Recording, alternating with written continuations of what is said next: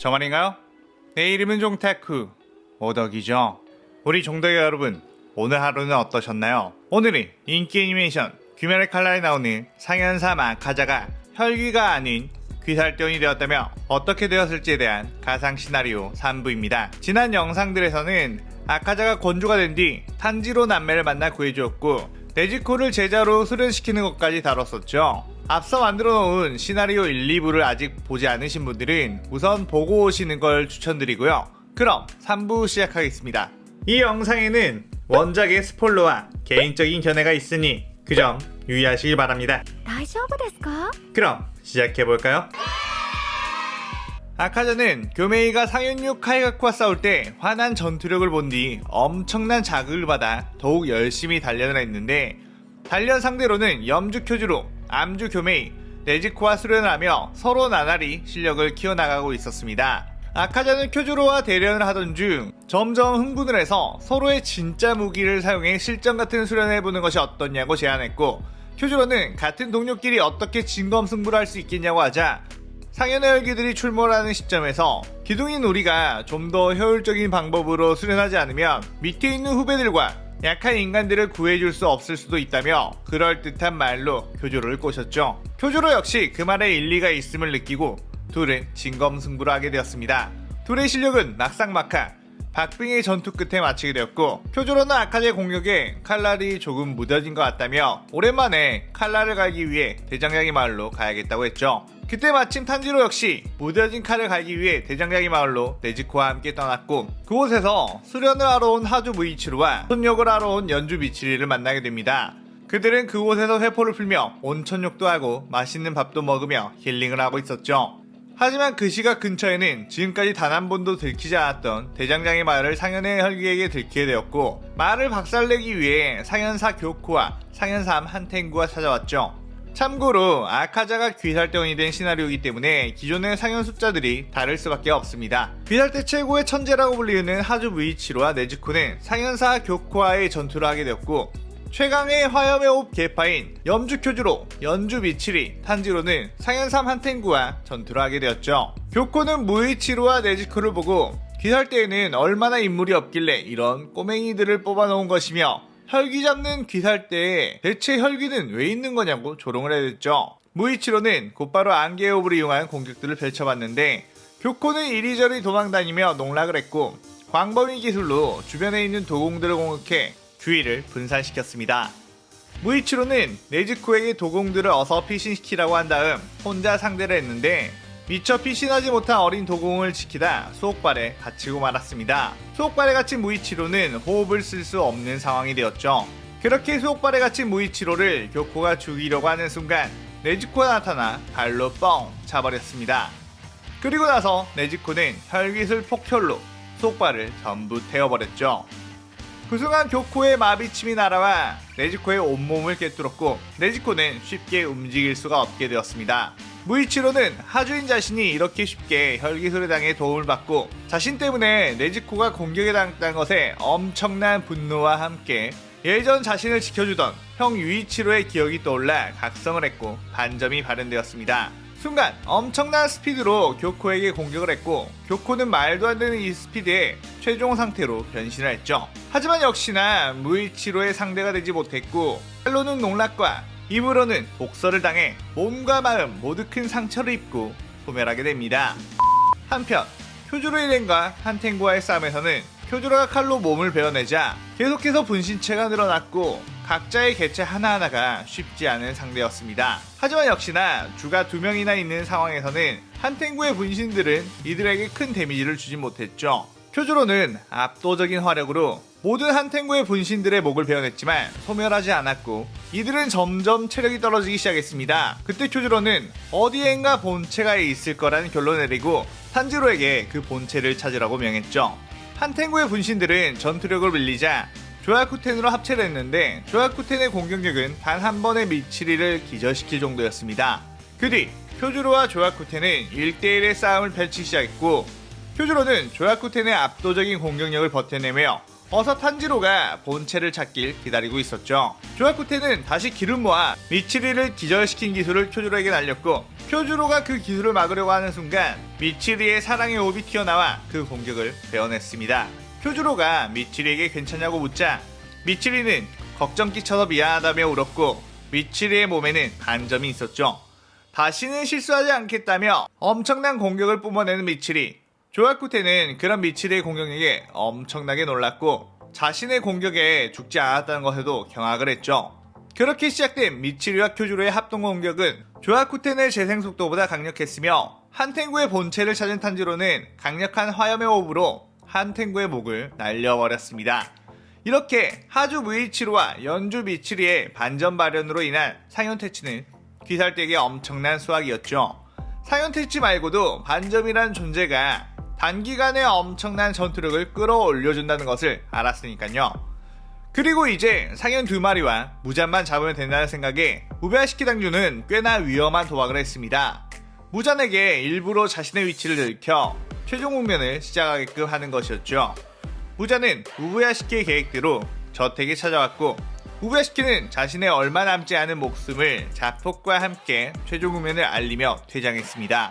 하지만 무잔 역시 그냥 오진 않았고 나키메를 통해 귀살대원들을 무한성으로 전부 데리고 왔죠.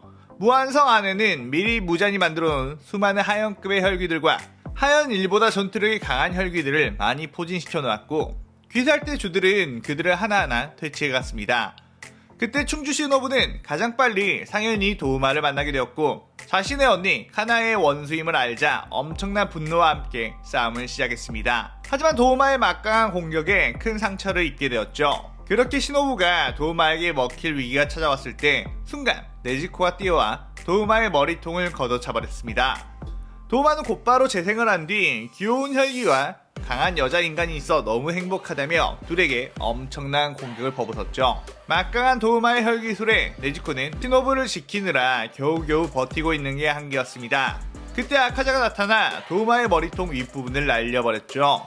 아카자는 주변에 수많은 여자 시체들이 있는 것과 여자인 시노부와 네지코가 다친 모습을 보고 눈이 뒤집혔습니다. 그도 그럴 것이 코유키에 대한 죄책감 때문에 여자들을 지키는 것에 온 마음을 썼던 아카자였기 때문이죠. 도우마는 아카자에게 왜 즐거운 시간을 방해하느냐며 정색을 탔고 아카자는 그저 공격을 퍼부었습니다. 하지만 도우마의 혈기술로 인해 패가 얼어붙어 쉽게 접근할 수가 없었죠. 주먹으로 싸우는 아카자라 근접전으로 가야 승산이 있는데 가까이에 가면 도우마의 냉기 열정 때문에 패가 얼어버려 치명상을 입게 되는 것이었죠. 그렇게 이러지도 저러지도 못한 채 패가 이미 반쯤 얼어버린 아카자. 그때 네지코가 폭혈로 아카자의 몸을 태워버렸습니다. 네지코의 폭혈은 인간에게는 무해하고 혈기에 관련된 것들만 전부 태우는 특성이 있기에 도우마의 혈기술로 인한 폐 속의 냉기가 전부 사라졌죠. 움직임이 한결 편해진 아카자는 네지코에게 자신의 너클에 폭혈의 불꽃이 지속될 수 있도록 할 수 있냐고 물었고 네지코는 아카자의 등을 양손으로 밀며 온몸에 폭혈이 돌도록 했습니다. 그와 동시에 아카자는 강철의 호흡을 사용해 도우마에게 돌진했고 도우마가 얼음 공격을 하자 불타는 강철의 주먹으로 모두 쳐내며 도우마의 코앞까지 도달했죠. 그때 이미 불타고 있는 아카자에겐 도우마의 냉기 열정이 도달할 수 없었고 그대로 아카자는 강철의 호흡 5위 천은 난장광을 사용해서 도우마의 온몸을 난타했습니다. 안 그래도 태양의 힘을 잔뜩 먹은 철로 만든 너클이었는데 거기에 혈기를 불태우는 네지코의 폭혈까지 더해져 도우마의 온몸이 파괴됨과 동시에 그 주변이 불타올랐고 도우마는 몽만이 공중에 떠올랐습니다. 그때 아카자는 강철의 호흡 멸치를 사용해 목과 머리통 통째로 박살내 소멸시켜버렸죠. 아카자는 도우마를 보며 이 녀석과는 정말 도무지 절대로 친해지지 않았을 것 같군. 내가 혈귀가 되었을 때 만났던 이 녀석이 인간이었을 때 만났단 말이야 라는 생각을 했습니다. 그 시점에 하주 무이치로는 상현일 코쿠시보를 만나게 되었고 코쿠시보의 엄청난 공격에 무이치로는 반점을 발현했음에도 불구하고 얼마 못 버티고 큰 부상을 입게 되었습니다. 그렇게 죽임을 당하려는 절체절명의 순간 사네미와 쿄주로가 나타나 코쿠시보의 공격을 막아냈고 코쿠시보와의 격렬한 합에 사네미는 많은 상처를 입었습니다. 하지만 사네미의 희귀혈 때문에 코쿠시보는 비틀거리기 시작했고 쿄주로는 그 순간 반점을 발현해 코쿠시보에 아주 큰 데미지를 입혔습니다. 지금까지 만난 상현 중 가장 강력한 귀기가 뿜어졌기에 쿄주로는 마음을 먹고 반점 발현 조건을 스스로 이끌어내 반점을 발현시켰죠.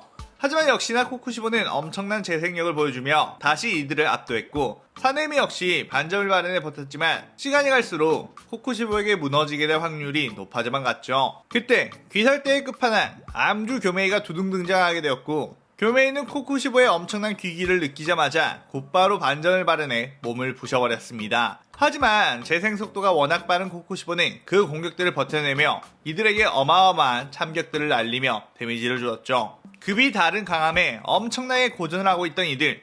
하지만 역시나 코쿠시보도 엄청나게 지쳐가고 있는 상황이었죠. 코쿠시보는 자신이 인간 시절 때보다도 훨씬 뛰어난 인재들이 이렇게 모여 귀살의 의지를 다지고 있는 모습을 보며 아련한 옛 기억이 떠오르기 시작했습니다. 동생 요리치와 대화를 하며 자신들의 검술만이 최강이며 이런 검술이 끊기는 게 무서웠는데 우리가 아니어도 얼마든지 새로운 검사들이 나와 약자들을 지키며 부조리한 세상에 맞설 테니 걱정하지 않아도 된다고 했었죠. 하지만 코쿠시보는 그 말을 믿지 못하고 두려움에 혈기화되었는데 정말로 요리치의 말대로 뛰어난 검사들이 있다는 것에 자신의 선택을 후회하기 시작했죠. 잡생각을 뿌리치려고 코쿠시보는 참격을 날렸는데 그때 요리이치가 나타나 그 참격을 깨버렸습니다.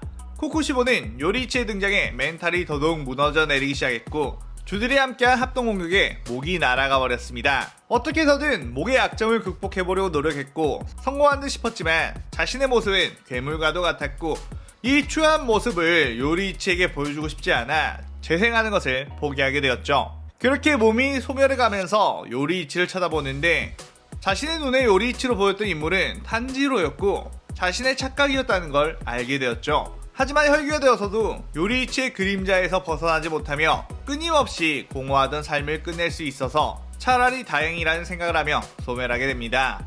어느새 다른 주들은 나키멜을 공략해 무한성이 붕괴되게 만들었고 이제 무잔만이 남은 시점, 상현의 혈기와 수많은 혈기들을 상대하며 엄청나게 지친 귀살대원들. 무자는 일반 귀살대원들을 죽이며 힘을 회복했고 상현을 상대하지 않았던 주들이 먼저 무잔과 마주쳐 필사적으로 싸우고 있었습니다.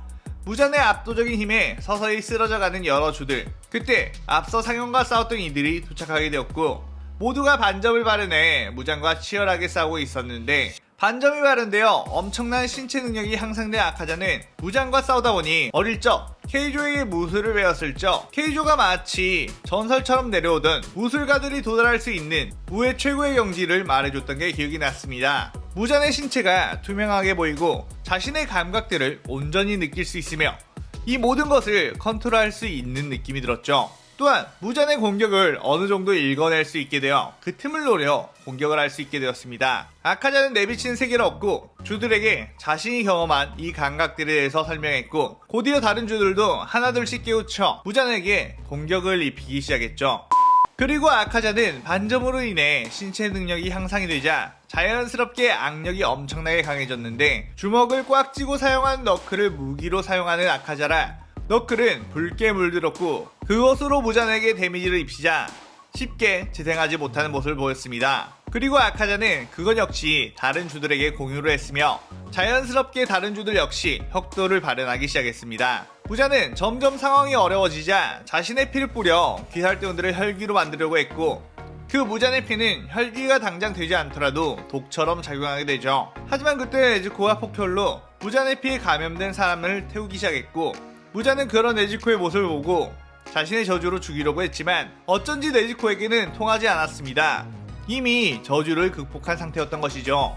아카자는 그 모습을 보고 다시 한번 폭혈의 힘으로 온몸을 불태웠고 혁도의 힘, 폭혈의 힘이 합쳐진 초필살기, 강철의 호흡, 폭식을 사용해 무잔의 배를 도넛으로 만들었습니다. 무잔의 배는 그대로 재생하지 못하고 뚫린 복부 주변부가 점점 타들어갔고 무잔은 고통의 몸부림을 치게 되었죠.